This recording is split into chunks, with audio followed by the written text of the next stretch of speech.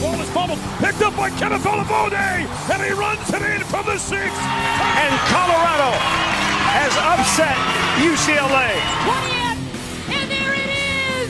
Are you kidding me? Jumper from 15 and will knock it down. Kennedy Leonard.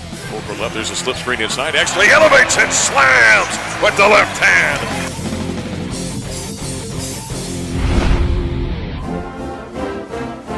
It was a tale of two halves, obviously. First half, I thought our defense was atrocious, pathetic, I think is what I told Lewis on the way out to the floor. But the second half, our guys really dialed in. And it was, and the numbers show it. You know, Washington State shot 56% in the first half and 30% in the second half. And then the rebounding, we were -2 at halftime. We were +10 in the second half. And, these guys get tired of me talking about it, but when we do those two things, the score kind of takes care of itself. Yeah, that's just what our program is just based on, and we know if we don't play defense or we don't rebound, then we don't have a shot. So that's just what we thought about at halftime. Yeah, I mean it was a good start, but we knew that we needed to get over the edge because we've had good runs before in early in the year, and we didn't go over that like 5 or 6 point barrier. So we knew that we just had to keep defending and chip away at this lead. Yeah, you kind of get the feel. It's a different feel out here than during the regular season and during home games. So it was a good experience last year, and it's much better to be out there playing. Derek White, nice shot. Good give up. Smooth. Josh Fortune. Wow, Fortune hammers. All set up by the wonderful play of Derek White. Well, it was a happy recap. Great comments there from some of the seniors and the head coach of the Buffaloes as they win this opening round game of the Pac-12 Conference Tournament here in Las Vegas, 73-63. Hi, everybody. Welcome into the Stampede. Scott Wilkie, Mark Johnson. Buffs were down, by the way, 19 at the 7-minute mark of the first half of this one, down 14 at the intermission, come back and win it by 10. I know games here in the postseason are supposed to be dramatic, but that was a little bit ridiculous by the Buffs. Down 19, but still to come back and win, awful impressive. Yeah, and they really turned it around in every facet of the game, Mark. Rebounding. They cut their turnovers down. They shot the ball better. They really played better defense in the second half. Really showed something to turn the game during the game like that. Right. It's amazing. It seems like in the postseason, the tougher team's always going to win.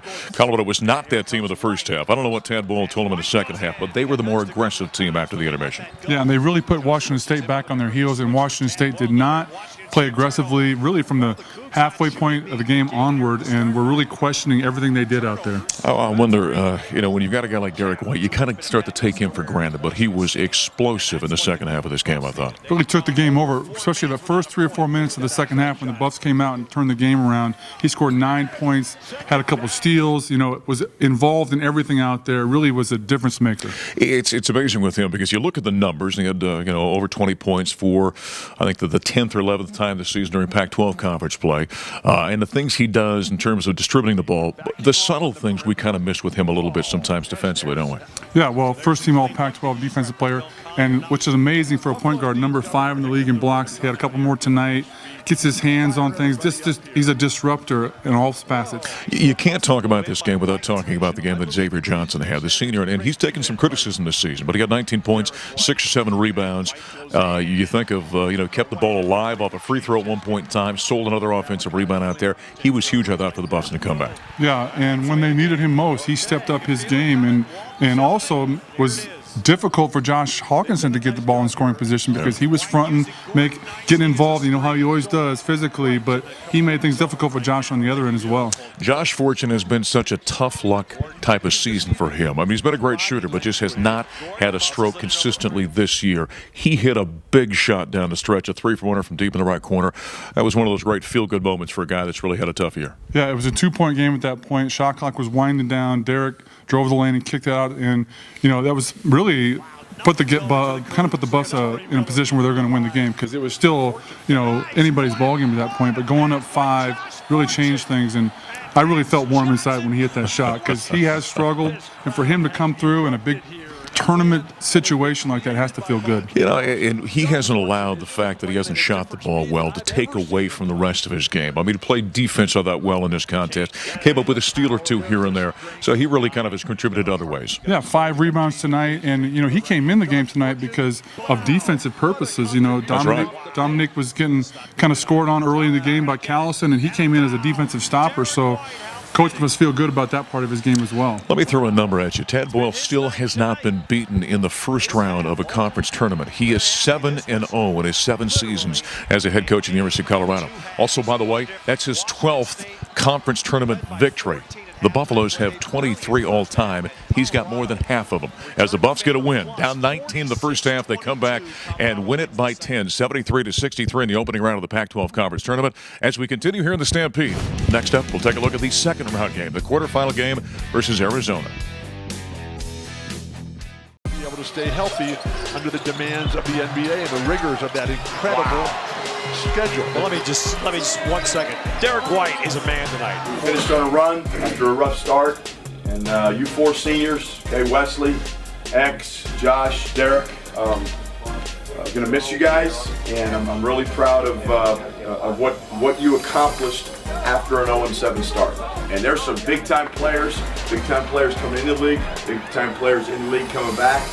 We have to get better as a program, as an individual player. You got to take it upon yourself. Awful impressive game by Derek White, 31 points. First Buffalo since Richard Roby versus Baylor in 2008 back in the Big 12 to score 30 in a conference tournament game. But for the second year in a row, the Buffaloes get knocked out of the Pac-12 Conference Tournament in the quarterfinals by Arizona, 92-78. Mark Johnson from KOA Radio along with Neil Well from CUBuffs.com. Well, you can't question the fight in the Buffaloes in this one, can you? No, I thought that was a really, they played very inspired basketball, but that's a very good team they play. Arizona's a team I think it's going to make a deep run in the NCAA tournament.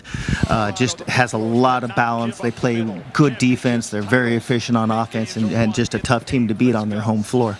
Yeah, exactly. With that Arizona crowd is what he's referring to. They travel phenomenal, and the chance of U of A were raining down the Buffaloes all night long. They were down by 1 at the half, second half. Unlike the night before the victory over Washington State, they couldn't get a stop in this one. The defense just wasn't there. No, the defense, especially like you said, starting that second half, I think Arizona went on that 14-2 run, and that just pretty much took it out of them. They had, they came back, they cut it back down to 7. They got within 9 with about 4 minutes left, but they had to spend so much energy trying to get back in the game. They could never, get over that hump. And Arizona shot 60-something% in the second half. Right. Yeah, they were fantastic shooting the basketball. Buffalo's only -1 rebounding versus the top rebounding team in the Pac-12. They only turned the ball over 7 times, so there was a lot good in this. Derek White, by the way, we saw the highlight there a moment ago, 31 points. He was spectacular over the course of these 2 games. Derek White has been spectacular all season long, and especially in this tournament. He said before the tournament that in tournament play, big-time players make big-time plays, and he certainly showed that in this game.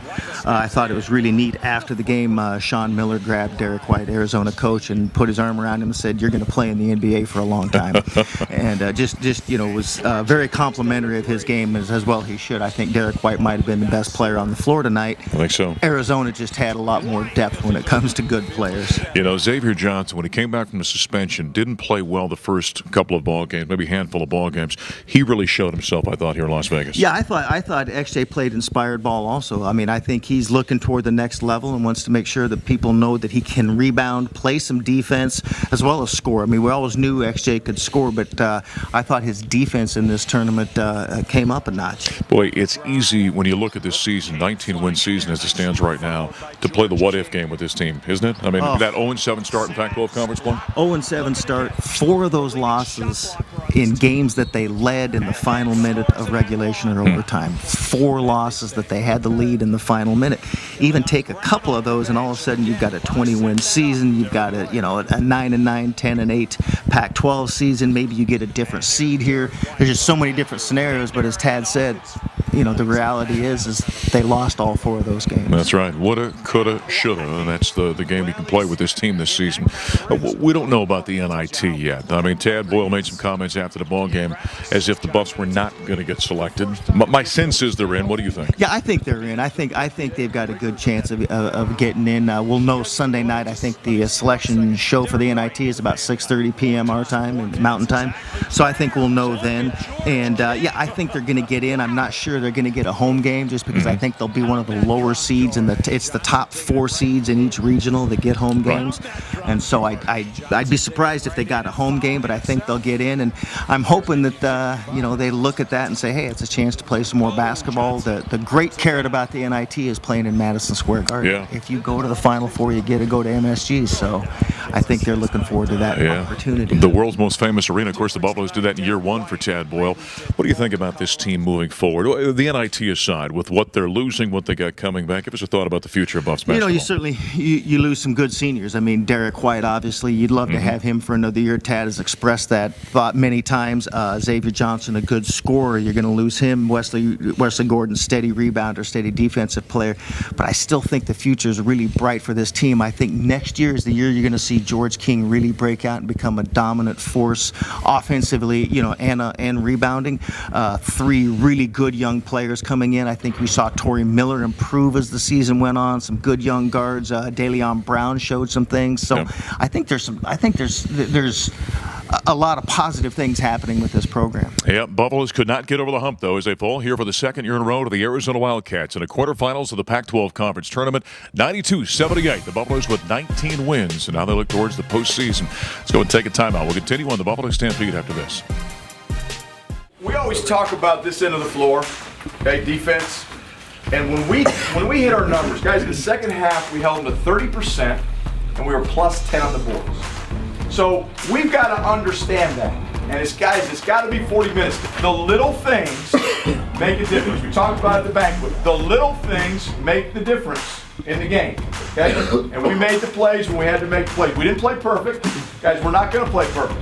But we made the plays when we had to make the plays. And you guys bucked up in the second half and played the way we're capable of playing. Now we got to do it for 40 minutes because that's not going to work tomorrow night. Welcome back to the Buffalo Stampede. It's postseason time for Tad Boyle and the men's team in the NIT, heading to Orlando, Florida to take on Central Florida on Wednesday night.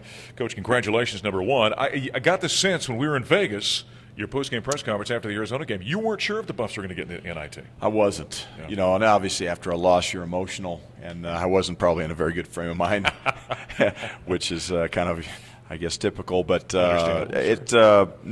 you get a chance to sleep on it, and then, I didn't know they did bracketology for the NIT, but I was actually on the road recruiting for a couple of days, and my assistants called and said, hey, I think we have a shot at getting in this thing. And so the more I looked at it, thought, might happen, and it did. So we're excited. Our players are excited. That's the biggest thing. The players are excited. I'm always ready to coach and get back in the gym, but the fact that our players are excited about it says a lot about them. Is it just automatic, or do you talk to the guys and say, do you want to be part of this? No, NIT's automatic. NCAA obviously is our goal. Sure. NIT is a great tournament, good teams, great tradition. Madison Square Garden's kind of that carrot at the end of the stick for us. So no, we'll always play in the NIT if we're able to and we're invited. But the other tournaments we were not going to play in. We had made that decision quite some time ago. But the NIT is a great opportunity. Central Florida out of the AAC finished 4th in the league. When you look at their numbers are spectacular defensively. Defensively, they're the number 1 field goal percentage defense team in the country. I think they're 5th in points allowed, 5th or 6th in 3-point. Now, there's one reason for that. A guy named Taco Fall, who's 7'6", who is a rim protector. He stands in the middle of the lane and challenges every shot that comes his way. It also allows his teammates to get on the perimeter and really run you off the 3-point line, gamble a little bit, because if they make a mistake, guess what? He's there to clean it up. Right. When you've got a big fellow like that, and he's Yao Ming kind of big, I mean 7'6", just a sandwich under 300 pounds, so he's a big fellow. You try and beat him up and down the court so you don't have to deal with him as much? Absolutely. If we can get it stops, it's always about getting stops. But you get stops, now you can run, and our bigs can hopefully outrun him, and we can get some opportunities in transition.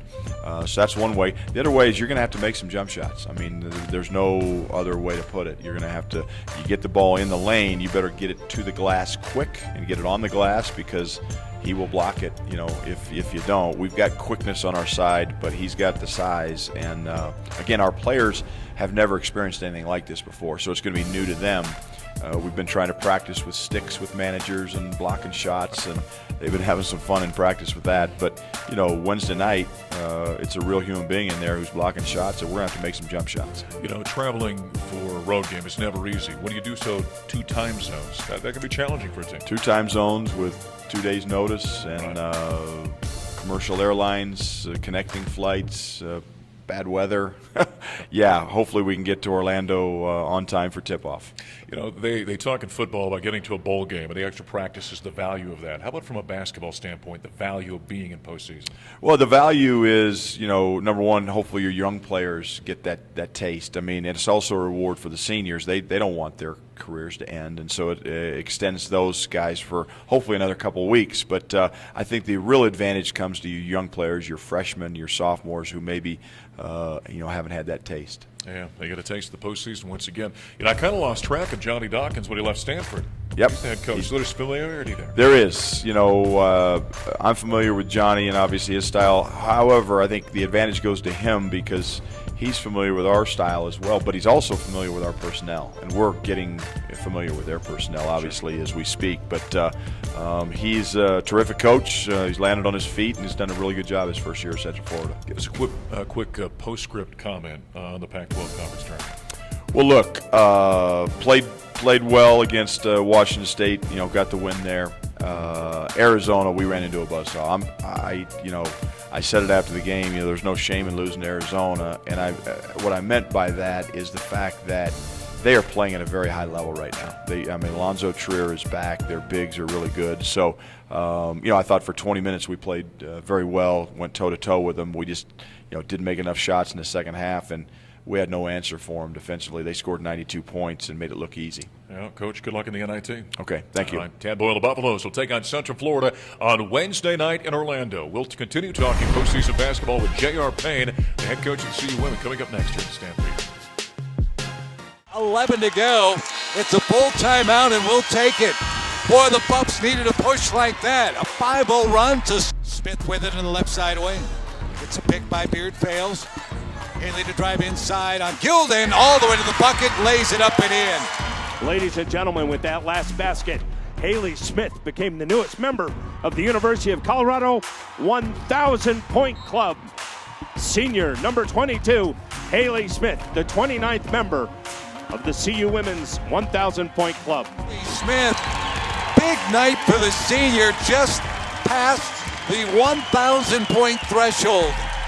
As she hit that layup, gives her 23 points tonight, a double-double for her. And hi again, welcome back to the Buffalo Stampede. I'm Mark Johnson. J.R. Payne joining us. They've got postseason basketball to the CU Women Thursday night. UNLV coming in, the opening round of the WNIT here at the Coors Event Center. Congratulations, first off. Thank you. Yeah, we're excited. What have you been doing the last week here? Just vacationing? Oh, just hanging out. Yeah, just hanging out, doing nothing. No, lots of recruiting, lots of trying to figure out who we thought we might play. Yeah. Now, were you having the team work out, kind of generic workouts, conditioning kind of stuff? We did. We took about 5 days off completely after the conference tournament, and then we came back conditioned, for about 15 minutes a day for a couple days, and then we've been practicing the last few days. I know from the men's perspective, Tad wasn't sure if the Buffs were going to get in. You felt positive you were going to get in the tournament. I felt like we were. Our preseason schedule was tough. Our overall conference schedule was really tough, and felt like, I thought our kids deserved a chance. All right. So the week off, I'd imagine that's a little bit refreshing for the team. I think, it was great. I mean, they caught up on schoolwork. We'd actually been traveling a lot the last couple of weeks. A lot of catching up on school, rest, sleep, I'm sure, and then just getting ready to go again. Tell us about the Rebels. I know they were 22-10 during the season. Had a close loss to a very good team in Oregon State out of the Pac-12 at home. Mm-hmm. What do you know about the Rebels? Really athletic. They bring back a lot of experience from last year's team, but really athletic. They're led by their backcourt. They have 3 outstanding guards that do the bulk of the scoring for them, and really good rebounding team. They out-rebound their opponents by about 5 a game. Is this valuable for Colorado? In football, they always talk about spring ball and getting in a bowl game and the extra practices. What's the value from a basketball standpoint? Everything about it is great. From just building this program, it's great. We haven't played postseason for a couple years. Our young team last year didn't get an opportunity to play. So just to be playing in March is great for us. I told our team yesterday, every team that's playing at this point is good, and we're one of those good teams. Right. So it's an honor and a privilege to be playing in March. You just said something, I think, that maybe a lot of people don't think about. about the fact that when you're out recruiting, you can talk about we were a postseason team. That's right, yeah, and everyone wants, that's the goal, right? Everyone wants to be playing postseason.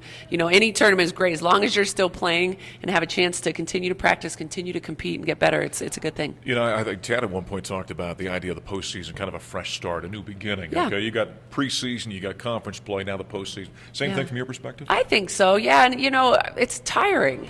Basketball season is the only sport that goes all the way through both semesters, and it's a tiring, grueling season, but I think I've noticed kind of a renewed freshness in our players, and a little bit of time off always helps, but being ready to play again is good too. So do you, you obviously game plan specific, do you change anything in the postseason? Do you add anything, subtract anything? No, not really. Yeah. You really try to just build on your strengths. You kind of are what you are by this point. You are, yeah. We're not, maybe Stanford, they're the smart ones in the conference. Maybe they're trying to change things at this point. For us, we're just continuing to try to get better. And really kind of maximize on our strengths. I'd have to think by this time, okay, UNLV's a team that you haven't seen, but there's so much tape on them. Oh, yeah. You can't hide anything at this point. Do you call anybody? Do you call the folks at OSU that played them? Oh, sure. Yeah, no, we've already talked to a bunch of people, as I'm sure UNLV has as well. Just to try to figure out things, when they struggled, what did they struggle against, and things like that. But there's so much film out there, you can pretty much get anything you want. What does it say about the Pac-12? And so many times here in the program we talked about the depth, the level of play in this conference. When 10 of the 12 teams were I know, incredible. It's just it's incredible to have 7 teams in the NCAA tournament, 3 more teams playing in the NIT. It's the number 1 conference in the country for a reason. There's nowhere else like it. They call it the Conference of Champions. That's right. Yes, and I think that's pretty obvious after yesterday's selection show. I think so. I know on Thursday night when this game rolls around, you'd like to see a raucous crowd here at the event center. Oh yeah, the last time we played at home on our senior night against Oregon, we won. It was a great game and had 4,000 people here. To be able to get a great crowd, men's basketball is playing tomorrow, so we can all watch them tonight on the computer or TV. But Thursday night, there's nothing else better to do than come out here and cheer on our ladies. That's right. Come on out and cheer on the Buffaloes. They've got the Rebels of UNLV. Again, that's a 7 o'clock game here at the Coors Event Center. You got to get renewed energy when the postseason gets here? Oh, yeah. We are ready. You should have seen the emojis that were flying through text last night with our team. Excited to have an opportunity to play. All right. Well, good luck on Thursday night. All right. Thank you. All right. J.R. Payne, the CU Women, 7 o'clock Thursday right here at the Coors Event Center. It's the Runner Rebels coming to town in the opening round of the WNIT as we put a wrap this week on the Buffalo Stampede. We'll talk to you next time.